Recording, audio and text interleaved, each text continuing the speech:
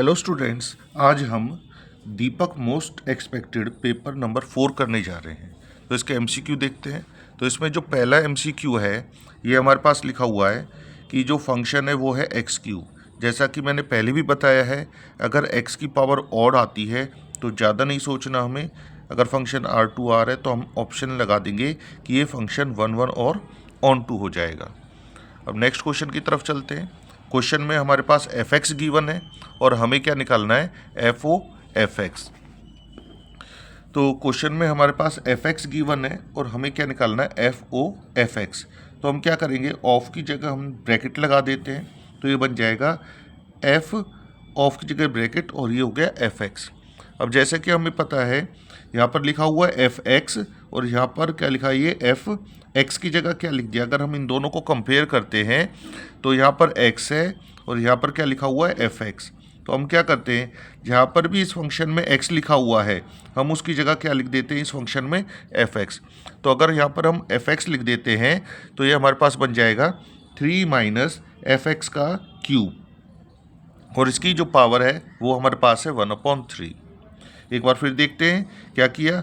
जो ये function F x लिखा हुआ है ये एफ है और इसको हम एक्स पढ़ रहे हैं, तो ये हमारे पास क्या हो जाएगा, हम इसमें एक्स की जगह क्या लिख देंगे, यहाँ पर हम एफ एक्स लिखने वाले हैं। तो हमने क्या किया, इसके अंदर हमने एक्स की जगह एफ एक्स लिख दिया, इस एफ एक्स का क्या कर दिया, क्यूब, और इस पूरे की जो पावर है वो हो जाएगी 1/3। अब हमने एफ एक्स है, यहाँ पर एफ एक्स लिखा हुआ है, तो इस जो एफ एक्स लिखा हुआ है इस एफ एक्स की वैल्यू हमारे पास है ये। तो हमने इस एफ एक्स की जगह ये वैल्यू क्या लिख दी है, 3 माइनस एक्स क्यूब की पावर 1/3। ठीक है, और इसकी पहले सी पावर 3 थी तो हमने यहाँ पर लिख दिया 3। अब इस 3 से ये 3 क्या हो जाएगा, कैंसिल। तो हमारे पास क्या बचने वाला है, 3 माइनस एक्स क्यूब और इस पूरे की पावर है 1/3। यहाँ पर अगर हम इसको सॉल्व करते हैं तो ब्रैकेट खुलेगी, तो ये साइन चेंज कर दिए हमने यहाँ पर और 3 से 3 कैंसिल कर दिया, तो ये हमारे पास बचता है एक्स क्यूब और इसकी पावर क्या है 1/3। इधर 3 से 3 कैंसिल हो जाएगा, तो इसका आंसर क्या आ जाएगा हमारे पास, एक्स। क्वेश्चन नंबर 3 में हमारे पास मैट्रिक्स ए गिवन है, मैट्रिक्स बी गिवन है। हमें क्या निकालना है, मैट्रिक्स एक्स निकालनी है, जबकि ये कंडीशन है कि ए प्लस बी किसके बराबर, माइनस एक्स, ये किसके इक्वल है, 0 के बराबर। तो आइए देखते हैं। हमारे पास ए गिवन है, बी गिवन है और क्या दिया हुआ था कि ए प्लस बी माइनस एक्स 0 के बराबर है। तो ये जो माइनस एक्स मैट्रिक्स है इसको हम दूसरी साइड ले जाते हैं, तो ये बचता है ए प्लस बी। और अगर हम ए और बी को ऐड करें तो देखो यहाँ पे 1 माइनस 1 क्या हो जाएगा, 0। 4 में ऐड करना है 2, कितना आएगा 6, और 3 में क्या ऐड करना है, 0, तो ये हो जाएगा 3, और 2 में 5 ऐड कर देंगे तो 7। तो ये हमारे पास ऑप्शन नंबर क्या आ जाएगा, ए। अब क्वेश्चन नंबर 4 में हमारे पास क्या है, क्वेश्चन नंबर 4 में हमारे पास एक मैट्रिक्स गिवन है ए और हमें क्या निकालना है, इसका एडजॉइंट। तो इसका एडजॉइंट हम किस तरह से निकालेंगे, सबसे पहले जो ये प्रिंसिपल डायगोनल है, ये वाली जो डायगोनल होती है ना, ये वाली, ये होती है प्रिंसिपल डायगोनल। जो प्रिंसिपल डायगोनल है इसके जो एलिमेंट्स हैं इनको हम इंटरचेंज कर देंगे, आपस में बदल देंगे। तो 2 की जगह तो लिख दिया हमने -4 और -4 की जगह क्या लिखेंगे, 2। सेकेंड स्टेप क्या होता है, जो ये 2 एलिमेंट बच गए इनके हमें क्या करने हैं, साइन चेंज करने हैं। तो ये जो आंसर आ जाएगा ये हमारे पास क्या कहलाता है, एडजॉइंट ए। तो इसका जो करेक्ट ऑप्शन है वो है option number C. Question number 5 के अंदर हमारे पास क्या गिवन है, हमारे पास गिवन है y, हमें इसका डिफरेंशिएशन करना था। अब हमें पता है रूट एक्स का डेरिवेटिव क्या होता है, 1/2 रूट एक्स। तो इसका जो डिफरेंशिएशन है ये हमने कर दिया 1/2 square root of X, X की जगह लिख दिया 1 + cot x। इसके बाद क्या है, ये तो हो गया स्क्वायर रूट का। अब डिफरेंशिएशन बचता है 1 + cot x का, तो यहाँ लिख दिया हमने डिफरेंशिएशन करेंगे 1 + cot x का, ये वाली वैल्यू ऐसी। और जब डिफरेंशिएशन कर रहे हैं 1 का होता है 0 और cot x का डिफरेंशिएशन क्या हो जाता है, ये हो जाता है -cos x²x। तो इसको सॉल्व किया तो ये आ गया, और ये हमारे पास कौन सा ऑप्शन है, ये ऑप्शन है बी। अब क्वेश्चन नंबर 6 है। क्वेश्चन नंबर 6 में हमें क्या बताना है, हमें ये चेक करना है क्या ये जो रिलेशन गिवन है ये रिलेशन हमारे पास रिफ्लेक्सिव है या नहीं है। तो रिफ्लेक्सिव के लिए हम क्या चेक करते हैं, हम ये देखते हैं क्या 2, 2 इस कंडीशन को सेटिस्फाई करता है या नहीं करता। 1,1 या जितने भी रियल वैल्यूज़ है, क्योंकि यहाँ पर जो ये फंक्शन है, ये जो रिलेशन है, ये किस पे गिवन है? रिलेशन गिवन है ये रियल नंबर्स पर। तो ये देखते हैं क्या ये इसको सेटिस्फाई करता है इस कंडीशन को। तो हमने क्या किया, ए की जगह 2 लिखा, साइन लगाया, और बी की जगह भी हमने क्या लिख दिया 2। अगर हम इसको सॉल्व करते हैं तो ये आ जाएगा 2 is less than equal to 4, जो कि बिल्कुल ठीक है। अगर हम इनसे भी ट्राई करेंगे तो ये आंसर आ जाएगा। तो इसमें हमें एक याद रखना है कि ए और बी की वैल्यू अगर हम 0.5 ले लें तो क्या इसके लिए भी ये ट्रू होगा? तो चेक करते हैं। ए की जगह हमने लिख दिया 0.5 और बी की जगह भी हमने क्या लिख दिया 0.5, और इसका क्या करना था? स्क्वायर। तो यहाँ पे आ गया 0.5 is less than equal to, अगर हम इसका स्क्वायर करें तो ये आता है 0.25। तो अब ये देखते हैं कि ये वाली वैल्यू तो बड़ी है, जबकि साइन क्या है, ये इसका लेस देन है। तो ये क्या हो जाएगा, ये इसको सेटिस्फाई नहीं करेगा। अगर ये इसको सेटिस्फाई नहीं कर रहा तो इसका मतलब 0.5 0.5 इस कंडीशन को सेटिस्फाई नहीं कर रहा, इसलिए ये नॉट रिफ्लेक्सिव हो जाएगी, नॉट रिफ्लेक्सिव। अब क्वेश्चन नंबर 7 है। क्वेश्चन नंबर 7 में हमसे क्या पूछा गया है? इसके अंदर क्वेश्चन नंबर 7 में हमसे पूछा गया है कि show that the function is increasing on R. तो ये तो हमें दिखाना है। इसमें जब इन्होंने लिख दिया कि शो करो, तो हमें ये क्या करना है? शो करना है। तो देखते हैं। तो हमने क्या किया, सबसे पहले हमने इसका डिफ्रेंशिएशन किया। एक्स क्यूब का हो गया 3x square, minus 3x square का हो गया ये 6x, और 3x का आ गया 3। अब सभी में 3 कॉमन है, 3 हमने कॉमन लिया, तो ये आ गया x square minus 2x plus 1। और ये किसका फॉर्मूला होता है? ये फॉर्मूला होता है x माइनस 1 का होल स्क्वायर। अब हमें पता है किसी भी वैल्यू का अगर हम स्क्वायर करते हैं तो वो हमेशा पॉजिटिव होती है, तो इसलिए हमने इसको क्या लिख दिया, ये पॉजिटिव है। क्योंकि डिफ्रेंशिएशन हमारे पास पॉजिटिव आ रहा है, चाहे हम x की जगह कोई भी रियल नंबर रख लें तो इसका जो आंसर है वो पॉजिटिव आना है। तो इसलिए हम क्या करें, पॉजिटिव आंसर की वजह से कि जो फंक्शन है वो कैसा है? इंक्रीजिंग फंक्शन है किसी भी रियल वैल्यू के लिए। क्वेश्चन नंबर 8 है। इस क्वेश्चन में हमें क्या निकालना है? हमें x की वैल्यू निकालनी है जिस पर जो sin 2x है इसकी क्या वैल्यू हो? मैक्सिमम वैल्यू हो। तो अब हमें ये पता है कि जो मैक्सिमम वैल्यू होती है sin 2x की वो क्या होती है? 1। अभी ये वैल्यू हमें याद करनी कि जो 1 है वो sin 2x पे कहाँ पर होती है? ये होती है sin π/2 पर। तो हमने क्या किया, कंपेयर किया, 2x को लिख दिया π/2 के इक्वल, और यहाँ से x की वैल्यू निकाल ली जो कि क्या आ रही है? π/4। तो इस तरह से हमारे पास ऑप्शन नंबर 20 का करेक्ट ऑप्शन हो जाएगा। क्वेश्चन नंबर 9 है। इस क्वेश्चन में हमारे पास लिखा हुआ है कि ये बताओ कि जो 1 1 1 है can not be the direction cosine of A line. ये कह रहे हैं कि जो 1 1 1 है ये कभी भी डायरेक्शन कोसाइन नहीं हो सकते किसी भी लाइन के। तो देखते हैं। अब जैसा हमें पता है, अगर L M N ये डायरेक्शन कोसाइन होते हैं तो एक फॉर्मूला है L square plus M square plus N square किसके बराबर आ जाता है? 1। तो हमें चेक क्या करना है कि क्या 1 1 1 ये डायरेक्शन कोसाइन है या नहीं। तो हमने भी क्या कर दिया, इस फॉर्मूले की मदद से 1 square plus 1 square plus 1 square solve किया, तो ये आ गया 3, जो कि किसके इक्वल नहीं है? 1 के। अगर ये 1 के इक्वल नहीं आ रहा तो इसलिए ये क्या नहीं है? इसके डायरेक्शन कोसाइन नहीं है। Question number 10। इसमें हमें क्या कह रहे हैं कि ये बताना है कि जो फंक्शन cos 2x है इसकी जो मिनिमम वैल्यू है वो किस वैल्यू पर अटेन होगी। तो जैसा कि हमें पता है जो cos 2x की जो सबसे छोटी वैल्यू होती है वो होती है -1, और -1 कहाँ पर होती है? ये होती है cos पाई पर।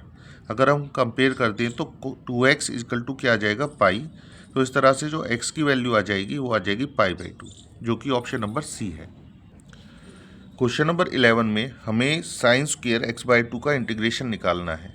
तो इसे निकालने से पहले हमें पता होना चाहिए कि जो साइन स्क्वायर x होता है ये बराबर होता है 1 माइनस cos 2x अपॉन 2 के। तो इसकी मदद से हमने जो ये साइन स्क्वायर x/2 है इसको लिख दिया है 1 माइनस कॉस, क्योंकि यहाँ पर क्या होता है जो x है तो यहाँ इसका डबल लिखा जाता है। तो इधर जो x/2 है इसका डबल हो जाएगा x, और ये आ जाएगा अपॉन में 2। हमने क्या किया, इस 2 को बाहर निकाला और 1 का इंटीग्रेशन किया, ये आया x। cos x का जो इंटीग्रेशन होता है वो होता है sin x प्लस c।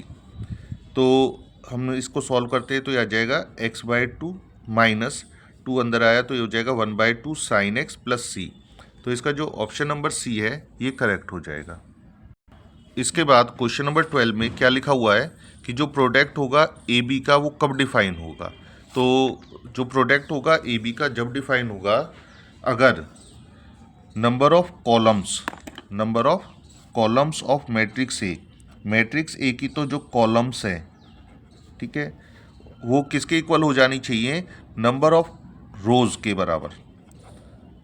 मतलब पहले वाले की तो कॉलम और दूसरे वाले की अगर रो बराबर हैं तभी ये जो प्रोडक्ट है ये क्या होगा, डिफाइन होगा।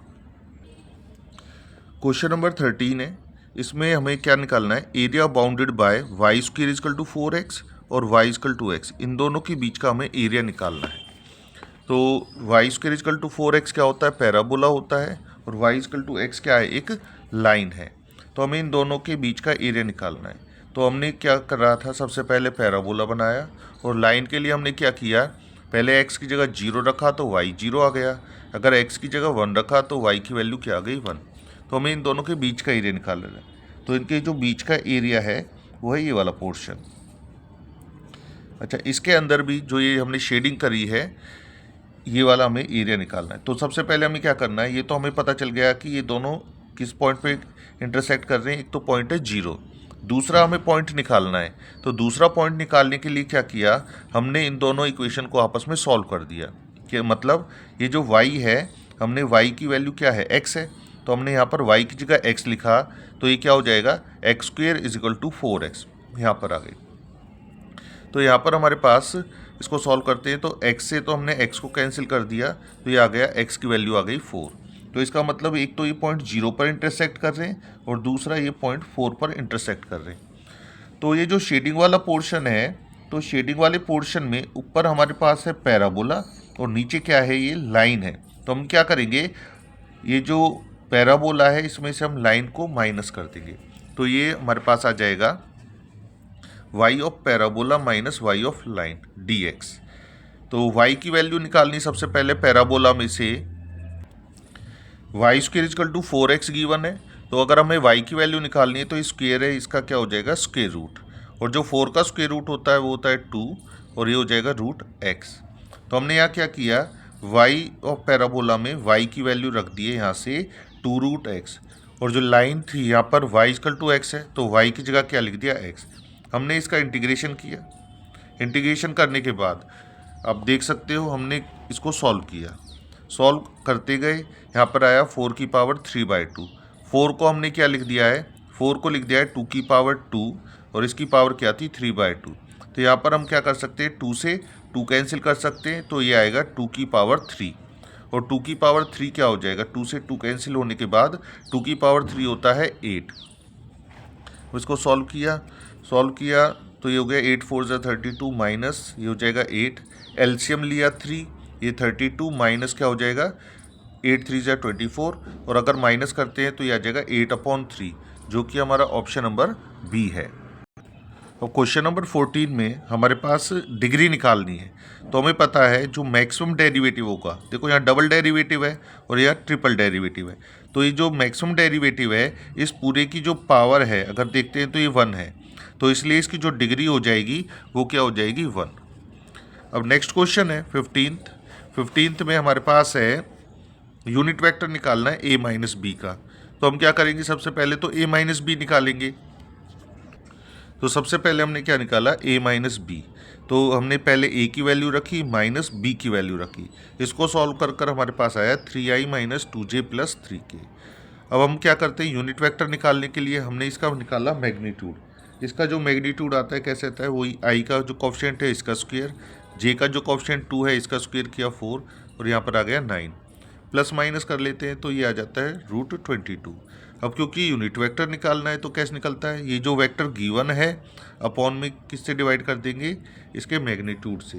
तो हमारा जो ऑप्शन नंबर क्या है, ए, ये आ जाएगा।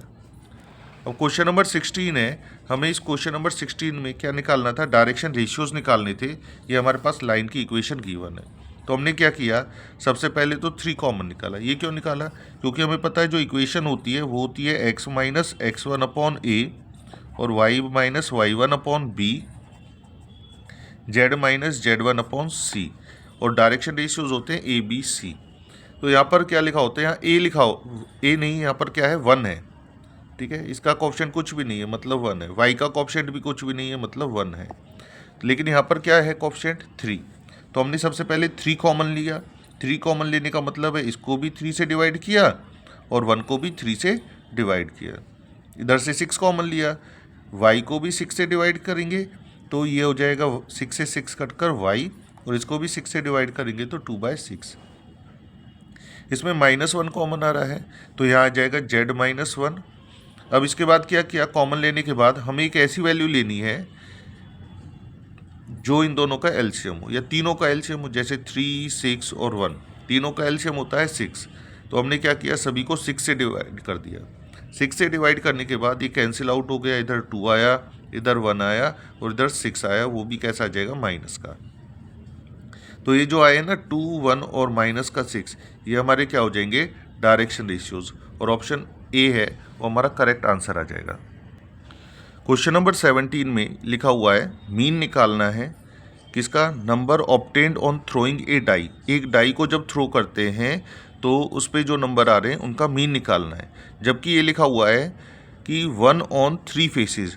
जो डाई होती है, डाई की 6 फेसेस पर से जो 3 फेसेस है उन पर क्या लिखा हुआ है, 1 लिखा हुआ है ऑन 3 फेसेस। तो हमने 1 लिख दिया 3 फेसेस पर, और क्या लिखा हुआ है 2 ऑन 2 फेसेस, 2 फेसेस पर लिखा हुआ है 2, और 5 लिखा है एक फेस पर। इसके बाद हमें क्या करना है, इनकी प्रोबेबिलिटी निकालनी है। 1 की प्रोबेबिलिटी क्या आएगी, 1 आ रहा है हमारे पास 3 बार, तो इसकी प्रोबेबिलिटी हो जाएगी 3 अपॉन, यहाँ पर हमारे पास कितनी टोटल है, टोटल है हमारे पास ये 6। इसके बाद 2 की हमें प्रोबेबिलिटी निकालनी है, तो 2 हमारे पास आ रहा है 2 बार ही आ रहा है, वो भी कितने में से, 6 में से। अब यहाँ पर बचता है 5 की प्रोबेबिलिटी हो जाएगी 1/6, क्योंकि 5 आ रहा है सिर्फ एक बार। अब हमें इसका मीन निकालना है, तो हमें निकालना होगा x इंटू पी एक्स। तो हम क्या करते हैं, ये x है, ये है px, इन दोनों की मल्टीप्लाई करेंगे, ये आएगा 3/6। 2 की मल्टीप्लाई करते हैं आ जाएगा 4/6, 5 की मल्टीप्लाई करते हैं ये आ जाएगा 5/6। अब मीन निकालना है तो हमें क्या करना होगा, इनका सम निकालना होगा। इनका सम आ जाएगा हमारे पास कितना, 5 और 3 8 और 4 12, 12/6, और 12/6 कितना होता है 2। तो इसका जो मीन आया है ये आया है 2, जो कि ऑप्शन नंबर क्या है, डी है। क्वेश्चन नंबर 18 में हमारे पास प्रोबेबिलिटी ऑफ ए गिवन है, प्रोबेबिलिटी ऑफ बी गिवन है और ए यूनियन बी गिवन है। तो हमने क्या किया, एक और चीज़ गिवन है probability of A by B, ये कितनी गिवन है, पी के बराबर गिवन है। अब हमें पता है probability of A by B, इसका क्या फॉर्मूला होता है, इसका होता है probability of A intersection B upon probability of B, और ये किसके बराबर है, पी के बराबर। तो हमने क्या किया, probability of A intersection B ऐसे ही लिखा, और जो ये नीचे प्रोबेबिलिटी ऑफ बी थी इसको इधर ले गए, ये क्या हो गया मल्टीप्लाई। अब प्रोबेबिलिटी ऑफ बी की जो हमारे पास वैल्यू गिवन है वो हमारे पास है 1/3, तो ये आ गया p/3। अब हम क्या करेंगे, जो ये इसका फॉर्मूला हमें पता है probability of A union B, तो हमने क्या किया, यहाँ पे फॉर्मूला लिखा है इसका और इसमें वैल्यूज़ पुट कर दी। इसमें values probability of A union B की हमारे पास है 5/9, प्रोबेबिलिटी ऑफ ए हमारे पास है p, probability of be given है कितना 1/3, और ये अभी हमने निकाला है ए इंटरसेक्शन बी, ये कितना निकाला है p/3। अब अगर इसको सॉल्व करते हैं तो देखो मैंने क्या किया, सबसे पहले तो जिसमें p नहीं है वो ले आया मैं लेफ्ट हैंड साइड में, और जिसमें p है वो रख दिया मैंने राइट हैंड साइड में। एलसीएम लिया, ये आया 3, तो ये हो गया 3p माइनस p, और इसको सॉल्व कर दिया तो ये आ गया 2p/3। इसी तरह से इधर सॉल्व किया, फिर इसके बाद हमने क्या किया 2/9 लिखा, 3 डिवाइड में था ऊपर चला गया मल्टीप्लाई में, और ये ऊपर से क्या आ गया नीचे। कैंसिल करते हैं, यहाँ पे 2 से 2 कैंसिल कर दिया, और 3 से 9 को कैंसिल करते हैं तो ये आता है 3 पर। तो ये हमारे पास जो आंसर आ गया वो क्या आ गया है, प्रोबेबिलिटी ऑफ ए या पी की वैल्यू आ गई है 1/3।